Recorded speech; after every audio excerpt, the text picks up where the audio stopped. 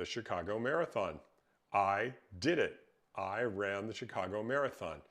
And boy, was it the hardest thing I've ever done. I want to tell you a little bit about what the weekend was like, what the whole experience was like, what my fundraising was like for Sharsheret. I was very proud to raise almost $5,000, double the minimum goal that Sharsheret asked for from all its runners. And I had a great run and then an incredibly difficult run. And now I'll talk a little bit about sort of the post-run and post-goal letdown that I'm working through, kind of fighting through a little bit. And let me just give a brief teaser.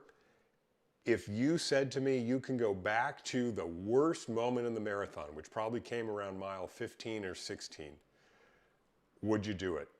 I would say in a heartbeat, because everything that followed was worth it. The entire weekend was worth it. It was one of these singular moments that are epic and unforgettable that I'll remember for the rest of my life. The weekend started with a plane ride, my first since COVID. I know a lot of people have been traveling, but I haven't yet, to Chicago with our friends Robin Shaw and Julie Higashi. And we were embarking on this terrific kind of personal double date.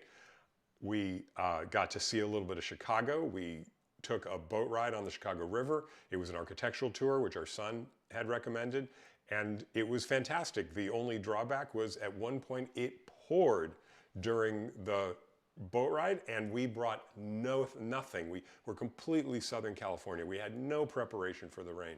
So we had to leave the top where you can really see the sort of open roof of the boat, where you can see all of the architecture. We had to go beneath and just look out through the windows, which wasn't quite the same. We definitely lost something in the translation. But even that experience, and I got to hand it to my friend, Dr. Robin Shaw, he's a tough mother. He stood out there in the rain and he was going to take it. And I was thinking, I'm hanging with this guy. And then I couldn't do it. I was just like, you know what? I'm getting too wet. I'm going to go inside. So hopefully Robin doesn't think I'm a weaker man because I couldn't take the rain. He ultimately did come inside, and then later he stood out there again. Anyway, the rain came and went. The tour was fascinating. Chicago really has maximized architecture in America, and as we know, really sort of led the way with architects like Frank Lloyd Wright. Mies van der Rohe had a very important impact on Chicago architecture, and then other architects who responded to sort of the Bauhaus and mid-century modern structures that were so common. That opened up a whole new movement in architecture. So that's sort of a brief summary of the tour. We enjoyed great food from kosher restaurants in Chicago. We had a really nice Shabbat going to the Lincoln Center, Chicago Loop Synagogue. And unfortunately, on Shabbat morning, it was a little bit of an aging population. We brought the population down a little bit. The average age of the population, we brought it down a little bit. But it was a really nice sort of Jewish home away from home. And then Sunday morning, we had the preparation for the race went well. I had kind of a chunky oatmeal sort of mush just to get a little energy, a few carbs into me. And really one of the highlights was once we got down to the race course and we went into the corrals. They sort of group you in these big sort of spatial areas generally by your running time, how fast you're expecting to go. And then they start pulling the corrals up in alphabetical order according to your race start time. Some corrals started at 7:30, some at 8. Ours started at 8:30, 8:35 actually. And so when they pulled our corral up, you start walking and you walk out of the corral and you walk a little bit around, sort of through the park. It was in Grant Park. And then you start, and you can actually see the start line coming up ahead of you. At first, it looks like maybe it's a half mile away, and they're playing music, and there's an announcer sort of pumping up the crowd, and there are people sort of dancing, and you're sort of definitely high on adrenaline at that moment. You've got a lot of adrenaline to burn, so you're sort of, moving and shaking around. And just waiting for it to start. And that was, by itself, that was worth the price of admission, all of the training, everything it took to get me there. It was fantastic. And then, this was my second marathon, and and the first 8 miles, always go really great. In fact, by about 13 miles, I felt this way at the New York Marathon too. I said, you know what, this was fantastic. If I stopped here, I'd be tired, I wouldn't be exhausted, I would have felt like I accomplished something. But then by mile 15, 16, I really was like, wow, I wasn't expecting to hit that proverbial wall until 18, but it hit me hard at 15. And I had promised to my friend Robin that we would run together and we would finish together, but I found that I just couldn't maintain his pace. And it was getting harder and harder for me to continue.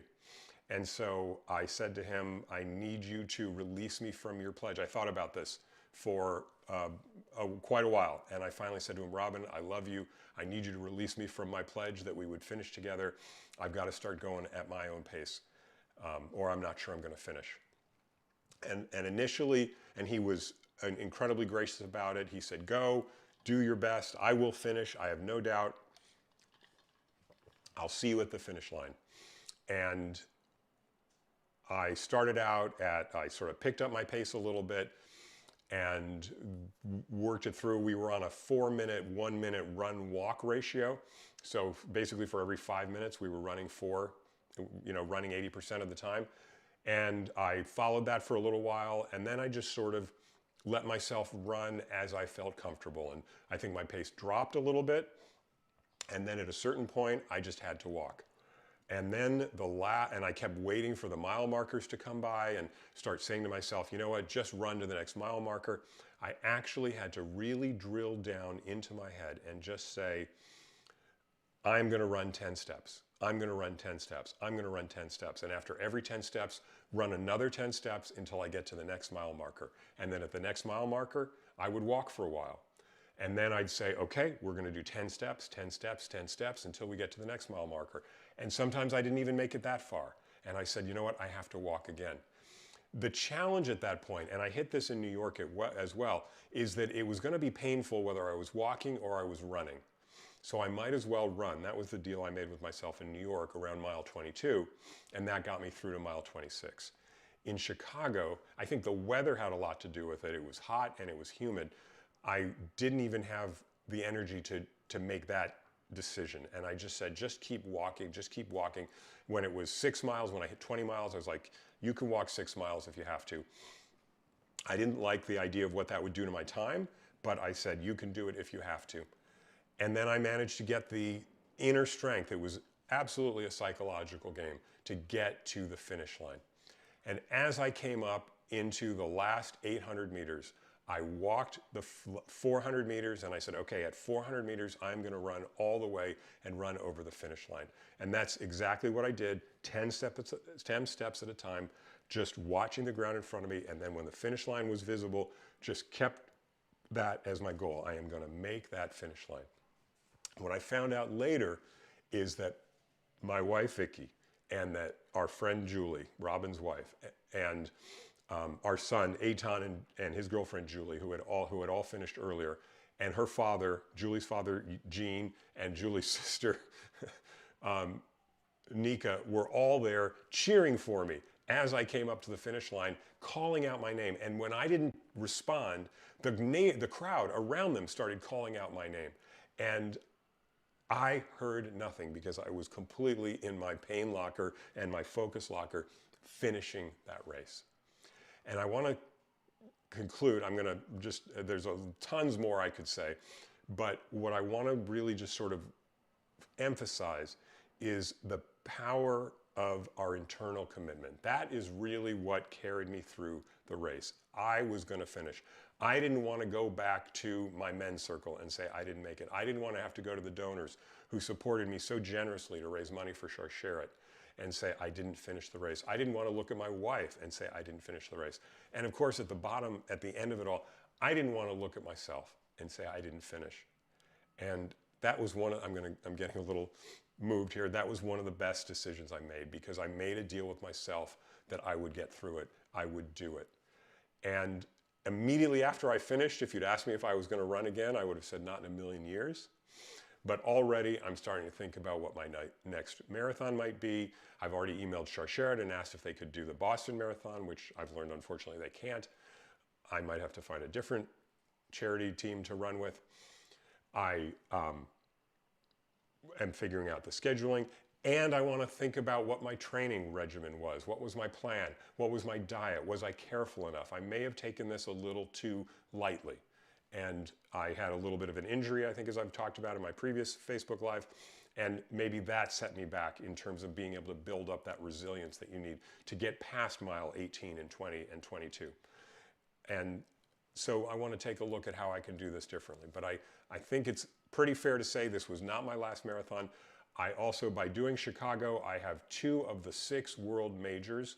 And if you do the 6 world majors, which are also Boston, Tokyo, Berlin, and London, you get a special medallion that combines all 6 races. And that's kind of one of my bucket list goals. So that's deep in the back of my mind. So I'm thinking my next marathon might be one of those. The other part of it was just how much fun it was to be with my wife and to be with our friends.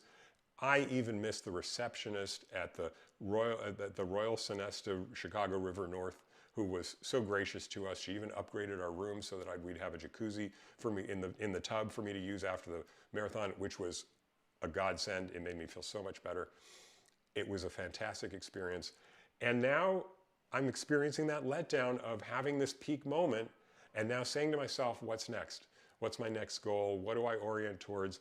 And also letting my body recover. I think it's a fair thing to say that a certain amount of what I'm feeling is just the physical letdown. I am 5 pounds lighter now than I was on July 11th when I weighed myself to see how much water I lost during a run. I am 1.2 pounds lighter than my lowest water weight, meaning when I weighed myself to see how much I weighed before a run, I weighed myself after, and the difference was how much water I sweated out. And so I am actually even lower than that today, and that's 2 days after the race. I really kind of wished I would have weighed myself right after the race to see where I was, but that's a little too much maybe inside baseball. But the bottom line is my body's recovering, my mind is recovering, I'm reorientating, I'm setting myself forward to move forward in my life and towards my next goal and likely my next marathon goal. Thanks for watching. Check out my other videos at Mark Rothman Progress Coach. My website is markcoach.net, and I'll see you next week.